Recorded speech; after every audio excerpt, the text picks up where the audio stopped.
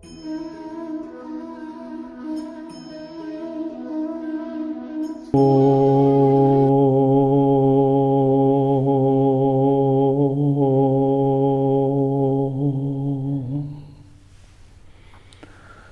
दर्शकगण, सादर नमस्ते। आज हम उपनिषद चालीसा के 32वें श्लोक पर विचार करेंगे। श्लोक है, न मे स्थेनो जनपदे न कदर्यो न मद्यप नाना हिताग्निर न अविद्वान न स्वैरी स्वैरिणी कुतः।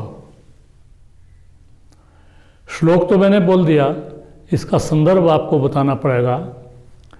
4-5 ऋषि इकट्ठे होकर के उद्दालक मुनि के पास आते हैं और वो आत्मा के रहस्य को उद्दालक मुनि से जानने का प्रार्थना करते हैं कि इसकी आप हमें शिक्षा दीजिए। आत्मा के संबंध में, आत्मा क्या है, कैसे आता है जाता है, इसके संबंध में।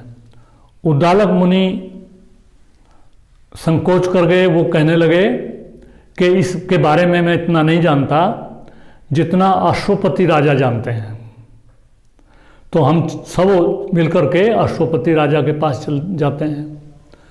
अश्वपति राजा के पास कह के देश में जाते हैं और वहाँ जाकर के उन ऋषियों का ये व्रत था कि वो राज्य का अन्न ग्रहण नहीं करते थे।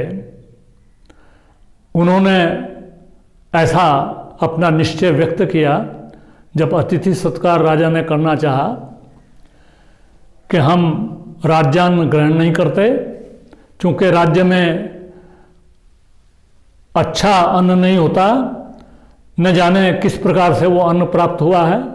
तो राजा ने इस संदर्भ में उनको बताया और इससे पता चलता है कि उस समय में उपनिषद काल में कितने अच्छे राजा होते थे, कितनी अच्छी व्यवस्था होती थी। अश्वपति ने आत्मा का उपदेश तो दिया ही, वो तो बाद में दिया, लेकिन उस समय की राज्य की स्थिति कैसी थी इस संबंध में बताया। वैसे भी आजकल भी कहा जाता है कि साहित्य समाज का दर्पण है।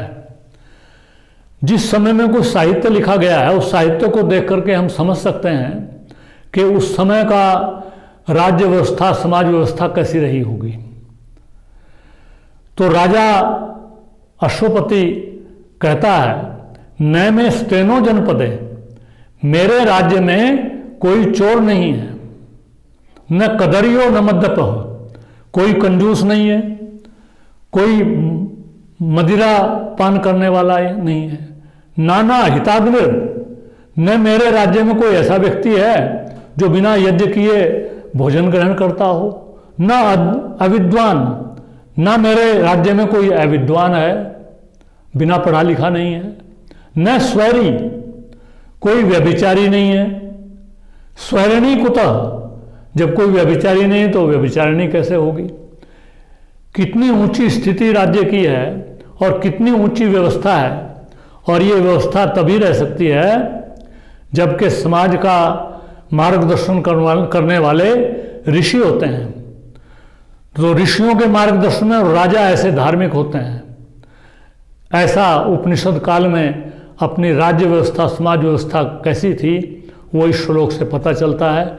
इतना ही इसका अभिप्राय है। इति ओम शुभ नमस्ते जी।